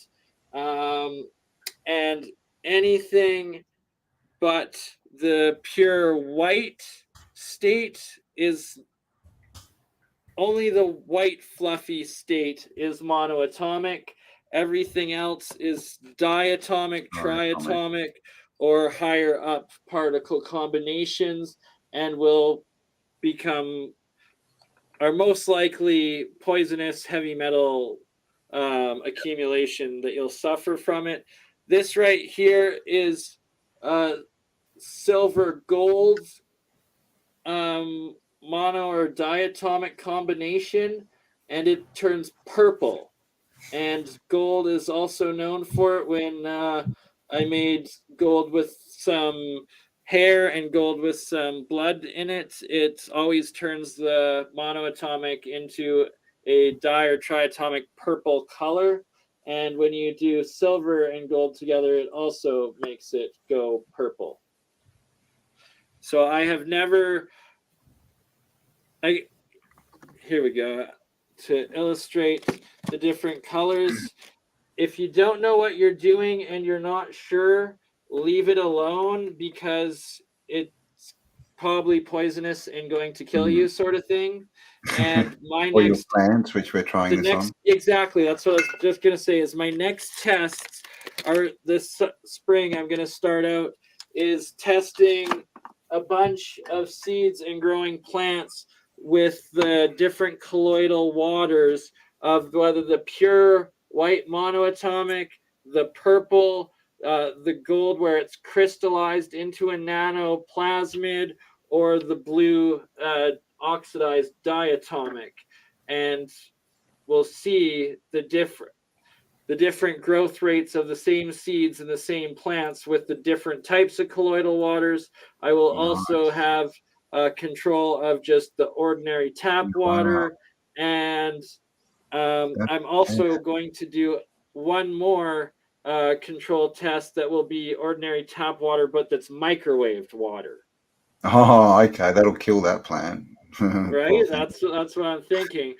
Yeah. So then we'll see if the purple or the gold colored waters, which works better. That's an interesting. I mean, and I wonder if you'll find out to plants, or if they accelerate them and whatnot, and also the reddish colored. This is the thing. And there could be a metal for that's better for saplings, and one that's better for fruiting, or there could be different, families of plants that go better on different metals. So that'll be an interesting experiment. Revolutionize the permaculture game. Exactly. And of course, this is going to be an ongoing thing, and BurnEye is going to, over the next few weeks, get together a list where you can go if you need any of these, any of the bits and pieces to make these experiments that we're going to be going through. We're going to sort it out, so we'll have somewhere where you can go and find them at a good price. Exactly. A source of all of the full list of materials to do the different processes and experiments we do on each video. And you can support your local BurnEye in the process. Exactly. We will also cover this one on our next episode together. Paul and Campbell, we should book it within the next week here, because originally a while back, Paul, you were finding a whole bunch of alchemical symbols on the different cathedrals and stuff like that. And I will go That was supposed to be our original talk about 18 months ago, wasn't it? It was, right? Campbell, that video I checked out, it was at 15,000 views a month ago. Now it's down to 6,500. What? Yep. Oh my God. How come? YouTube just robbed us, basically. But yeah, they've done that to me the other day. It's probably just got the reach. It's probably plays with the algorithm so that it then doesn't get shown to as many people, because it would come up as not as popular or something. Well, that's what they're doing now, but before they were just straight up deleting views randomly off of it, like halving they're them. still doing it. Yeah. But I mean, I wonder if that's so that you could see it where it was like, oh, you're up this many, and then like in one day you just lost like 500,000 views, sort of thing. Like Jeremy Reese, alien scientist, I got pictures of it the day he magically lost 3.5 million views. Yeah, I know, right? Subscribers. Yeah. But you see, the thing is, the way their algorithm works is they've changed it, and this is why everything's about, you know, going viral. Interesting word and term, right? It's all on click rate when you click on how many people click on it when they see it, and then how long they watch it. So if they go in and get, you know, half the views, then their algorithm says, oh, it's only been watched half that amount of time. It then gets downgraded unless people see it. Yeah, exactly. And also, like, they don't have to pay us for revenue. And they don't. Yeah, well, I mean, revenue as much either. They're doing that. Yeah, they're the little ones. Like Paul was. Well, no one's seen that. We've seen it, but yeah, like when they're taking 100 views here and 1,000 views within the month it was released. That's literally taking revenue. But even, you know, in the future, you know, we still get paid on. But it's all What about me the other day, though? But when they're taking the 100,000 views, I think that's more to downgrade the channels. Yeah. To limit our view, our reach. Bloody PooTube. Get your act together, mate. Come on, where's buddy? You can see there's already an inch of foam of my amino acids off of this one now. That's crazy, man.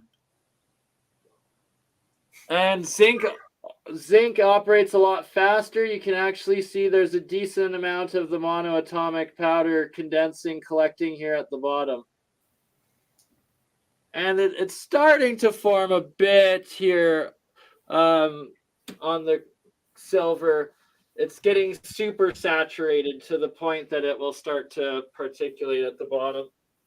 And this is the thing. I mean, it's just an interesting experiment just to use any anode and cathode, right? And just to sort of see how stuff's formed and that. You know, so you can start wherever you want, just sort of play around. Just obviously, you know, don't consume it or give it to your plants to consume, and wear gloves. But it's just interesting that where's all this stuff coming from, right? Where's this powder coming from? And is that how clouds are formed? You're on mute, Burn. Oh, sorry. Thank you. Clouds have to be this plasma monoatomic state. Hey, Paul, brother, just at the bottom where you're posting comments on the left-hand side, it says all. If you want to just click on it and go onto your channel as you've been posting it all. Every comment you've done, post 4 times on all 4 of our channels. Well, how do I do that? Where you're typing your comments in, post a comment. Yeah. Right to the left of it, it says all, and there's a little down arrow. Yeah, I've got it. So just from me. I did think that was a bit weird. Yep. Yeah, yes, sir. Sorry, I should have gotten on that earlier for you. Wicked. But now I'm going to life hack it and post to all of them. Please subscribe to my channel if you would like more of this knowledge. Yes, go across and sub to Bernie. Needs some more subs. And then I will also post Campbell's and Paul's for all of them. Yes, and if you're on my channel, the links are in the description for both the other channels. Make sure you're subscribed. And I've seen Bernie's been putting some new sort of shorter content up, so he's going to get into it this year, right? And we're going to get into sort of getting this information out there and giving you the tools so you can, you know, set up a crazy scientist laboratory in your own shed and become an alchemist in your own head. Bars, mate. You got bars, Cam. I know, right? You should write a song. Cool, you're doing only cams, rapping, YouTube. Come on, mate. I'm multi-talented. It's going to be a segment of our next Science of Sound podcast episode. I'll get some spoken word together.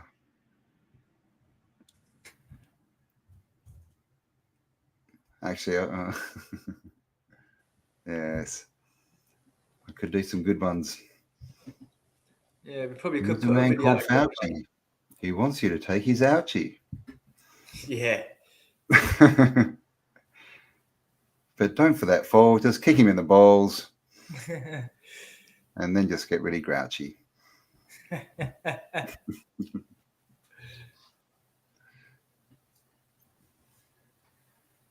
All right. Okay, last little thing here. I guess, as I know, Paul, you got to take off soon. Yeah, we're hitting almost. We're almost at 2 40-ish. hours. Yep. The alchemical symbols. There is 3 laws. The first one is the top left, where you see there's the sulfur, and it's a triangle going up with a cross underneath the triangle. Right. And then the middle is salt, and it is a circle with a line going through it. And the third symbol is mercury, and it's an ecliptic portion circle, like an upside down crescent moon on top of a full circle with a cross underneath it. And what I have deciphered is that the sulfur is your cathode reaction, so your negative current going up and all reactions happening off of the cathode side. The salt itself is your electrolyte water, the material that the cold fusion, alchemy, electrolysis, transmutations are happening on. And a lot of the time, when I run these reactions, and sadly it's not doing it quite right now in the 2 I have running, but quite often it will create 3 layers. One at the top that's about half the jar that is the bubbly material and like some of the monoatomic stuff, and then there'll be a tiny, like about 1/3 of a centimeter space that is this little exclusion zone, in science known as the easy zone, where no particles at all are in. And then at the bottom below that are just the suspended amount of the main Ormus material. So it'll actually look like this layer. This chart. Like this chart, and the separated of it of 2 and different. So the easy zone is the the gas of the water, and then the mercury is your anode, and what's going down into it. So that's your positive charge going in. What's breaking off of your anode metal goes down and precipitates into the reaction, and whatnot. What's the orange one? So the orange, it's yellow, sulfur. So sulfur is up, that's the cathode. So that's your hydrogen gas going up, your oxygen gas going up, all the reactions off the cathode side going up. So that's any material that is in gas or plasma, like ionized gas state, goes up. And then your anode side, the mercury, is what's breaking down off the anode going down into the jar, any liquid or any solids material into the reactor. And that's again, like, I mean, that, the 3, right? Trinity. On the bottom line, the orange orb, what's that? Because that's the Globus Crucifix. Oh, that's Mars. Oh, Mars. Also, Bern, what connection have these got? Because these are all over cathedrals and over churches. Yeah, like these are sitting on top of domes and things like that. So what is the connection there? So I will explain that. So I'll give you a little brief rundown on it. But first, before that, for more context, so the first the 3 principles, that's electrolysis alchemy, right? Anode, cathode, and water, salt water jar reaction that happens. Now, the 4 elements, first you have a triangle going up, and that's fire. Well, fire is plasma, and plasma is our 4th state of elements. So that is plasma state. Your next one is a triangle with a line going through, close to the top, still going up, and that is air. What is air? Air is a gas. That is your 3rd state of matter. And then the second is a triangle going down, and that is water. What is water? Water is a liquid. That is your second state of matter, and it's gravity-wise goes down, right? So the first two, fire, flame goes up, gas goes up. Water goes down, and what's the last one? Another triangle down with a strike. That's earth. What is earth? That is a solid. Solids also sink. Solids go down. So that's actually your 4 states of any element, your 4 states of matter. And then it has the plus the elements. Well, what's plus elements? That's whatever element you're using, aka the periodic table of elements. So it's the 4 states of matter of the periodic table of elements, and it applies to all of them. And the alchemists also have an entire, I don't have the image loaded right now on this one, we'll do it in the next one, but there's an entire periodic table of alchemical symbols where every single element has its own alchemy symbol, and they're actually very deep meanings in purposeful physics and chemistry and all energy, all of that they're put into them. And the bottom ones, of course, are wandering stars or planets. So, like, you know, the planets, one is yes, Mars. the heavenly bodies. You got it. So, literally, if we find that symbol, that could be something that when Mars is in, I'm not an astrologer, but when Mars is whatever doing it, you know, has influence over us. You got it. You're getting onto the key part. So, in the center, we have the sun, and what is it but a circle with a dot in it? That is the exact same symbol that we use for the right-hand rule of electromagnetism, a current flowing, a field going around it. And what is the sun? But it is our energy and our source of energy and current. And it is represented by the metal gold. So gold is attached to the sun. Gold is our most precious metal, and it is also has the highest electrical properties and components of it.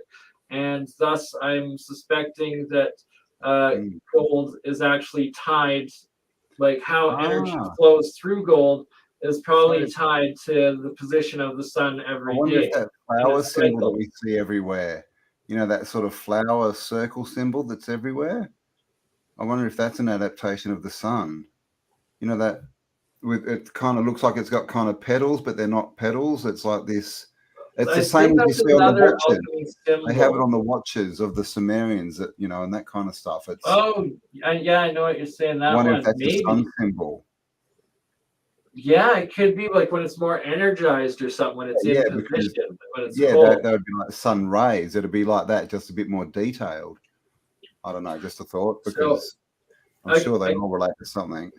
A key aspect of this planets and metals and that full circle. The full circle happens when that planet, moon, or star is in its central noon position, right? So it would be, or like when we have a full moon, that's when the moon would be in that full energy spectrum on this chart.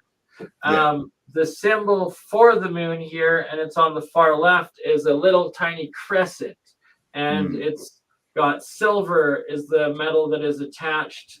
The alchemist attached to the moon, just like gold is the sun, silver is the moon. And what's beyond fascinating as heck to me, and I've demonstratively proved it now live several times through the streams online, both on an Alien Scientist channel as well as my own too, is that when the moon is a full moon and you're making monoatomic silver, it produces a whole bunch of it. Exactly.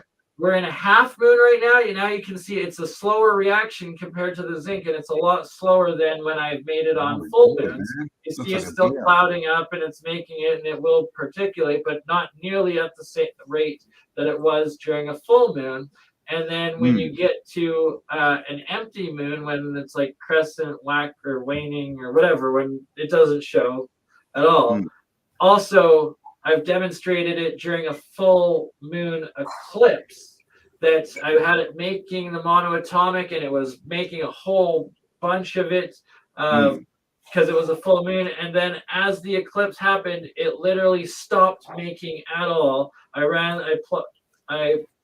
set up the same experiments, or had it pre-set up. I ran it again as the eclipse happened.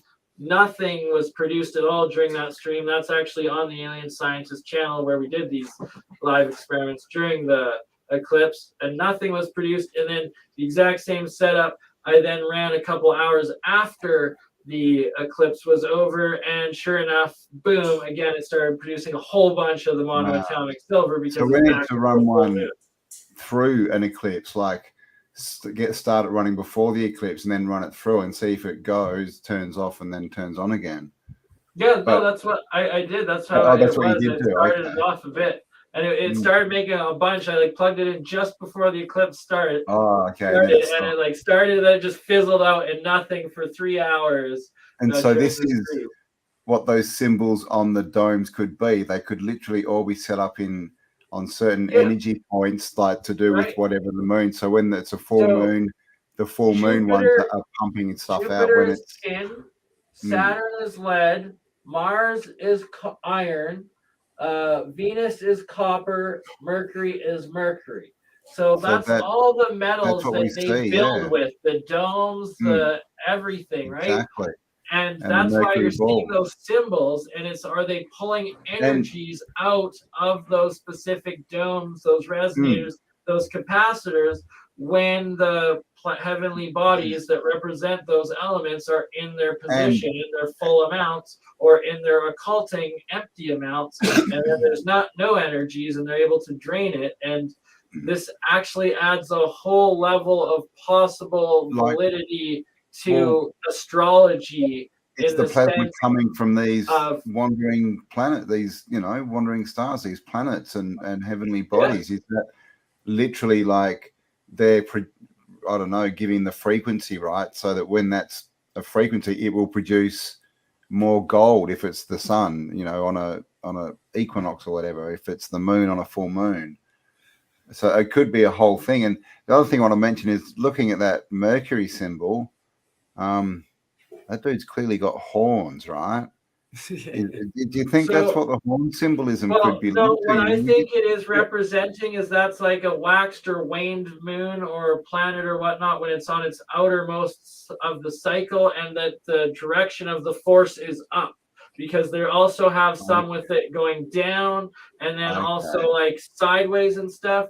And you see here Jupiter and Saturn, how it's across, and then you have the crescent up like that on one end, and then on the other it's at the bottom and going the opposite way. I theorize it's showing the direction of the forces by which way it's opening up to, as well as if it's a negative force or a positive force, depending. That cross is a chart of the position of where it's going around in it.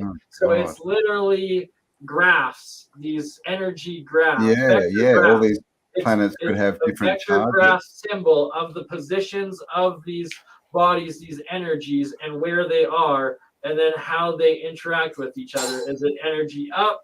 Is it energy down? Is it in a negative, a positive? Like it. Wow. Yeah. All right. Well, let's save that. We'll have to go into that into detail. There's a lot in there to sort of get the concept across. But 100%. But yeah, in the sentence, it's basically, do these symbols represent planets that they're somehow attached or connected to on an energetic level? So there we go, guys. You all know how to make your own monoatomic silver now. So obviously and gold and colloidals. So you can watch this again, and obviously any questions you can contact Bernie. But whatever you do, if it turns out blue, throw it away in a safe manner, sealed manner, because it's become poisonous essentially, or at least don't touch it, don't ingest it. It will cause heavy metal poisoning. Same with the red, and you don't want to be dead. Diatomic, not just because it's two particles, but because you will die. And don't touch red. Plants. It'll make you dead. It's all for plants, guys. This is a plant show. This is to be consumed by your plants and not by yourself, if you know what I mean. But definitely, any questions, ask, before you just try and take a chance.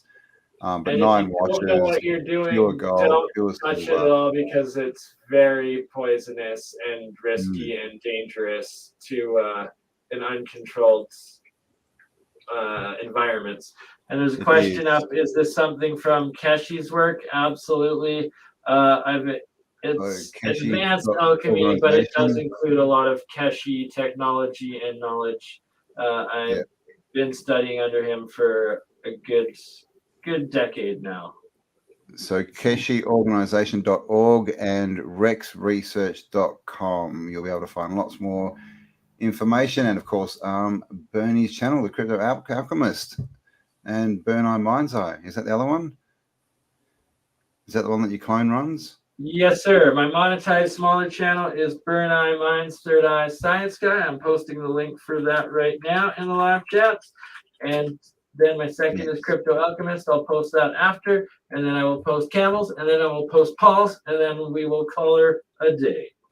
All right. And yes, Eric, whatever you do, people, do not unalive yourself. Too much of that going on already. We don't want to help that foul chi guy. Weren't there some guys that went blue from drinking monatomic silver? No, colloidal silver in America. Diatomic. Exactly. You got it.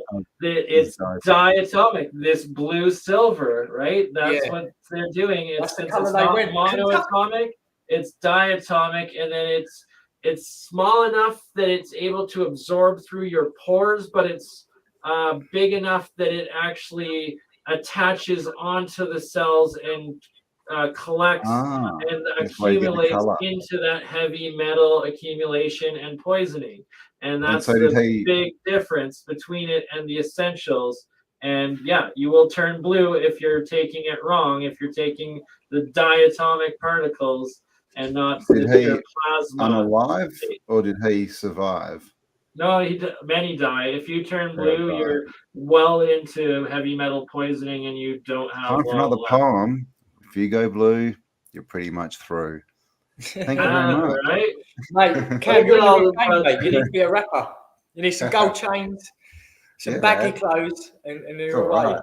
A hat, a backwards hat, sideways hat. All right, I'm into it. I'll have to change my name to AutoDidactic. Autodiraption. AutoDirapture. Oh, God, rap chick. Rap dude. AutoDirap dude. Sorry, Kel. Oh yeah. Oh. Watch out! What's his name now, buddy? Yay. Watch out, Yay. I'm coming for you. Yee. Coming for you, Yee. All right. Also, subscribe to Paul Cook, putting his link in right now.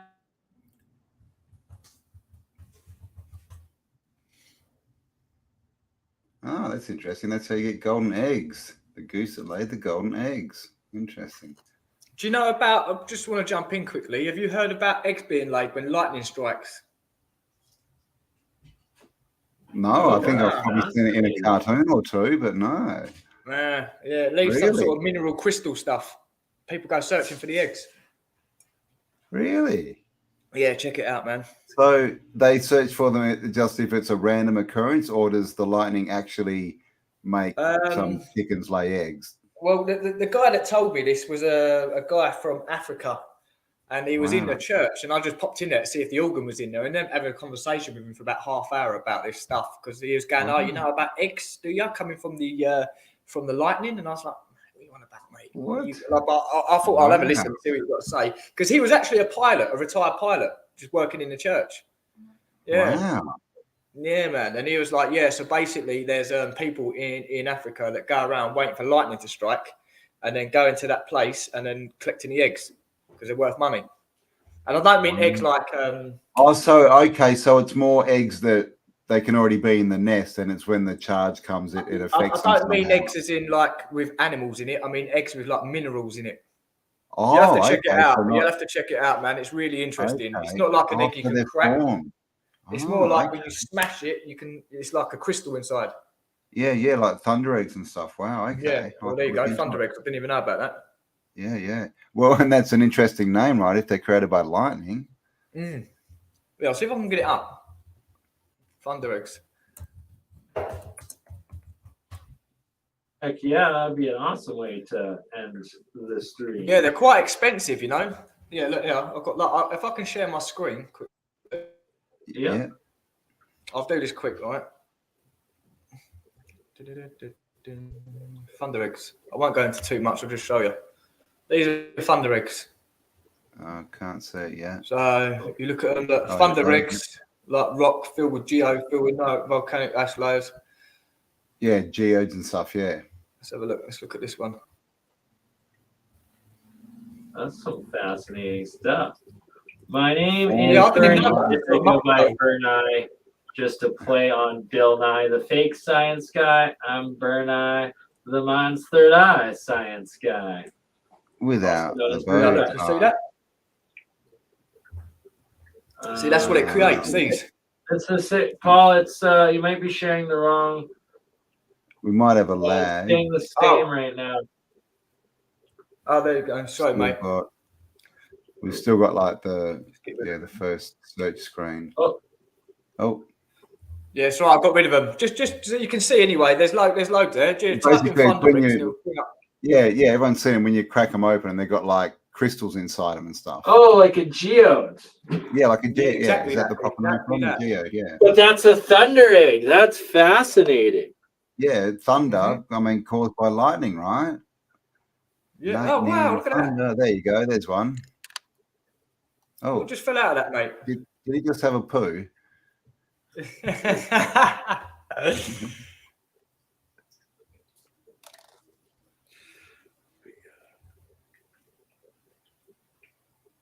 There you go. That's a geode or a thunder egg. So interesting. Are they caused by lightning strikes? Yeah, it's mad, isn't it? And unless I've not looked into it. It's only what the guy told me about it. But another thing that comes to mind, maybe the lightning struck the rock and created that crystal stuff inside it. Don't know. Yeah, I actually don't know. Yeah. Direct hits and stuff. Yeah. Well, this is the thing. Like what we're finding out is all this stuff that they, geology, right? Well, especially you're finding it out. Everything they tell us, that takes 10 million years to get created. It's all crap. Most of it's created pretty quickly, I think. Yeah, it is. It is. It's all a load of cobblers. It's in my eyes. But I'll save that for another day. That one. Yeah, it's a big topic. That. All right, where's Bernie gone? Has he run off? Can you hear me? We can. I can hear you, mate. All right. Yeah. So just lastly, showing the crazy amount of foam here. Wow. That is crazy. So amino acids that's formed off of the one that has a couple drops of my blood in it. The blood of Bernie. So stay tuned to watch a vampire pop out. And now you can see how white the jar is being filled with the monoatomic zinc off of it. Wow. And also always bubbling off of your cathode side is hydrogen gas plus what's known as Brown's gas, or the combinations of HHO and H4 and atomic hydrogen, all of which key parts of the hydrogen fuel revolution, and that just a small amount of electricity can be going into some salt water, could be powering our vehicles and all of our energy infrastructure. And instead of CO2, it would be H2O, water that comes out as exhaust. It would be steam instead of carbon dioxide that comes out. Man, steampunk. Let's get back to it. And so lastly, only this pure white is the safe, healthy monoatomic aspect or material. The blue, the red, the yellow, the purple, anything but the white. Sadly, I guess alchemy is racist. I don't know, but all the colors will poison and kill you. And I didn't just say that. I'm sorry. Blue beings, you will die. Blue is bad. Blue beam, red beam. All right. Well, there you go, guys. Thank you for everyone who's stayed here for 2 hours or who's been here for any amount of time, really, on any of our 3 channels. Make sure you have subscribed, liked, all that, so that you catch all our future uploads. And we'll be back next week with another one, and we're going to continue this and really start trying to get out some videos to give you all the tools to make some practical stuff. I think the 2 years of sitting behind a computer discussing stuff are over, and 2023 is the year to get out there and start doing stuff with all this information we've collected. So it's time to set up your mad scientist lab in a shed near you. Like the man shed, let's make the mad scientist shed a thing. Hashtag mad scientist shed. Anybody wants to support my research, I'm not just needing money. If you have an extra signal generator, a variac, and I desperately need a mass spectrometer, we got a couple of donations towards it between me and Zertus. Actually, I think we actually got that covered, and we're going to be getting it. But I still desperately need signal generators, a couple different types, as well as 2 variacs to be able to take this alchemy, cold fusion, transmutation science to the next level, as well as the star in a jar replication of the cold fusion that Jeremiah, who's actually watching right now, JP joined the technicians, replicated a couple of times in the streams, where when you create the arc, that plasma arc in this electrolysis reaction, circle back to the very beginning when we were talking about ball lightning, the arcs, and that ionized state of matter, that when you get enough voltage in, that the plasma arc forms between the anode and the cathode in the water, the atomic hydrogen that was being formed from the electrolysis actually transmutates into helium in that plasma arc, and then you're now producing helium out of the hydrogen out of the water, which is 100% undeniable nuclear cold fusion of one element into another. And that's going to be another major goal for us to be replicating and getting done this spring and summer. All righty. Well, there you go, guys. So again, thank you for spending some time with us. Thank you for all the donations across all the channels. We do appreciate you. And thank you for everyone who shares our content, likes us, and just watches us. We appreciate you all. And of course, if you can or want to support, you'll find links on all our channels with all that stuff we want to do. It's not for our own pockets most of the time. It goes straight back out into trying to get more information out there for you guys. So, thank you, everyone. We love you all, and we'll talk to you. We'll be back as a trio next week, apparently. Absolutely, we are. Definitely. All right. Much love. Yeah, big up, Tigers.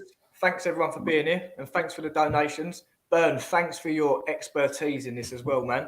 And Cam, me and you were spectators today. Why we were. Bernie took the show away, eh? It was a classroom. I was the court poet and a spectator. It went from AutoDidactic to community learning today, and it was awesome to share it with you guys. I'm glad people are taking interest into it. And big time disclaimer, this was definitely not health advice. Only experiment with these waters on plants, never on yourself, because I don't know, because never done it, but you probably die if you ingested that. Exactly. A glass of this stuff. And so for gardening uses, guys. You have to wear safety equipment to handle it and all of that, and be careful. Don't harm yourselves. We'll love you all. Great power comes great responsibility. Well said. Bye.